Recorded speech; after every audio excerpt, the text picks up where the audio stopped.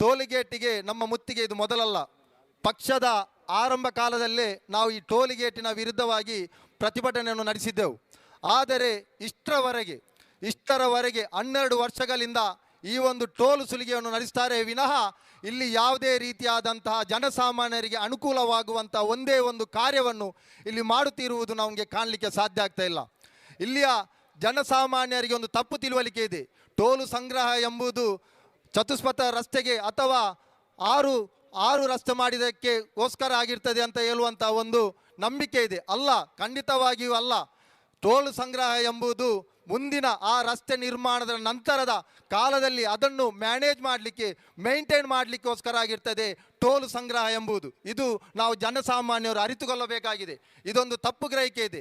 ಖಂಡಿತವಾಗಿ ಅಲ್ಲ. ಇವರು ಟೋಲ್ ಸುಲಿಗೆ, ಇವರು ಟೋಲ್ ಸಂಗ್ರಹ ಏನು ಮಾಡ್ತಾ ಇದ್ದಾರೆ, ಇದು ಮುಂದಿನ ಆ ರಸ್ತೆಯ ನಂತರದ ಕಾಲದಲ್ಲಿ ಆ ರಸ್ತೆಯನ್ನು ಅಭಿವೃದ್ಧಿಪಡಿಸಲಿಕ್ಕೆ ಯಥಾವತ್ತಾಗಿ ಜನರಿಗೆ ಅನುಕೂಲವಾಗುವಂಥ ಒಂದು ಕಾರ್ಯಕ್ಕೋಸ್ಕರ ಆಗಿರ್ತದೆ ಈ ಟೋಲ್ ಸಂಗ್ರಹ ಎಂಬುದು. ಆದರೆ 12 ವರ್ಷಗಳಿಂದ ಈ ರಸ್ತೆ ಯಾವ ರೀತಿ ಇದೆ ಅದೇ 12 ವರ್ಷದ ನಂತರವೂ ಕೂಡ ಒಂದೇ ಒಂದು ಅಭಿವೃದ್ಧಿ ಕಾಣದಂಥ ಒಂದು ರಸ್ತೆ ಇದ್ರೆ ಅದು ಈ ಬ್ರಹ್ಮರಕೊಟ್ಲು ಟೋಲ್ ಗೇಟಿನ ಸುಲಿಗೆಯಿಂದಾಗಿರ್ತದೆ.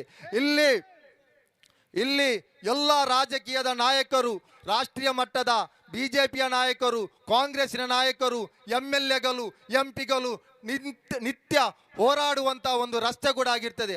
ಆದರೆ ಇಷ್ಟರವರೆಗೆ ಯಾವುದೇ ಪಕ್ಷಗಳು, ಯಾರೇ ಆಗಲಿ ಯಾವುದೇ ಪಕ್ಷದವರು ಕೂಡ ಧ್ವನಿ ಎತ್ತದಂಥ ಒಂದು ವ್ಯವಸ್ಥೆ ಇದ್ರೆ ಅಂದರೆ ಈ ಟೋಲ್ ಸುಲಿಗೆಯಿಂದ ಅವರಿಗೂ ಕೂಡ ಪಾಲು ಇದೆ ಎಂಬ ಹೇಳಿಕೆ ನಾನು ಇಚ್ಛೆ ಬರ್ತಾ ಇದ್ದೇನೆ. ಇಷ್ಟರವರೆಗೆ 12 ವರ್ಷ ಆಯಿತು, ಒಂದು ಬಸ್ಸುವೇ ಇಲ್ಲ. ಒಂದು ಬಸ್ಸು ಬಂದರೆ ನಾವು ತಿಳ್ಕೊಳ್ಬೇಕಾಗ್ತದೆ, ಮಂಗಳೂರಿನಿಂದ ಬೀಸೋಡಿಗೆ ಬರುವಾಗ ಫರಂಗಿಪೇಟೆಯಿಂದ ಬಸ್ ಮೈನ್ ರೋಡಲ್ಲಿ ನಿಲ್ಲುವಂಥದ್ದು ನಾವು ಕಾಣ್ತಾ ಇದ್ದೇವೆ. ತುಂಬೆಯಲ್ಲಿ ಮೈನ್ ರೋಡಲ್ಲಿ ನಿಲ್ಲುವಂಥದ್ದು, ಬಸ್ಸು ಪೇ ಮಾಡುವಂಥ ಒಂದು ವ್ಯವಸ್ಥೆ ಇದೆ. ಆದರೆ ಇಷ್ಟರವರೆಗೆ ಈ ಟೋಲ್ ಸಿಬ್ಬಂದಿ ಯಾರು ಈ ಟೋಲನ್ನು ಗುತ್ತಿಗೆ ಪಡೆಯುತ್ತಾ ಇದ್ದಾರಾ, ಇಷ್ಟರವರೆಗೆ ಅದಕ್ಕೆ ಕೇವಲ ಅವರ ಬ್ಲ್ಯಾಕ್ ಮನಿಯನ್ನು ವೈಟ್ ಮಾಡಲಿಕ್ಕೋಸ್ಕರ ಮಾತ್ರ ಆಗಿರ್ತದೆ. ಜನರಿಗೆ ಅನುಕೂಲವಾಗುವಂಥ ಒಂದು ಕಾರ್ಯಕ್ಕೆ ಆಗುವುದಿಲ್ಲ ಅಂತ ಒಂದು ವಿವೇಚನೆಯನ್ನು ನಾನು ನಿಮ್ಮ ಮುಂದೆ ಇಡ್ತಾ ಇದ್ದೇನೆ. ಇಲ್ಲಿ ಹೊಂಡಗಳು, ನಾವು ಇಲ್ಲಿ ಟೋಲ್ಗೇಟ್ ಸಂಗ್ರಹಕ್ಕೆ ಇಲ್ಲಿ ಟ್ರಾಫಿಕ್ ಈಸಿ ಆಗಬೇಕು ಅಂತ ಹೇಳುವಂಥ ಒಂದು ಮಾನದಂಡ ಇದೆ. ಎಲ್ಲೂ ಕೂಡ ಟ್ರಾಫಿಕ್ ವ್ಯವಸ್ಥೆ ಇರಬಾರ್ದು ಅಂತ ಹೇಳುವಂಥದ್ದು. ಆದರೆ ಹೆಚ್ಚಾಗಿ ಟ್ರಾಫಿಕ್ ವ್ಯವಸ್ಥೆ ಕಾಣುವಂಥ ಒಂದು ಜಾಗ ಇದ್ರೆ ಅದು ಬ್ರಹ್ಮರಕೊಟ್ಲು ಟೋಲ್ಗೇಟ್ ಆಗಿರ್ತದೆ. ಬಂಧುಗಳೇ, ಇಲ್ಲಿ ರೌಡಿಸಮ್ ನಾವು ನೋಡ್ತಾ ಇದ್ದೇವೆ. 1-2 ವಿಡಿಯೋ ಮಾತ್ರ ನಾವು ಕಂಡಿದ್ದೇವೆ. ನಿರಂತರವಾಗಿ ಇಲ್ಲಿ ರೌಡಿಸಮ್ ನಡೀತಾ ಇದೆ. ಈ ಬ್ರಹ್ಮರಕೊಟ್ಲು ಟೋಲ್ಗೇಟ್ನ ಸಿಬ್ಬಂದಿಗೆ ಒಂದು ಗೊತ್ತಿರಲಿ, ನಾವು ನಮ್ಮ ಪಕ್ಷವನ್ನು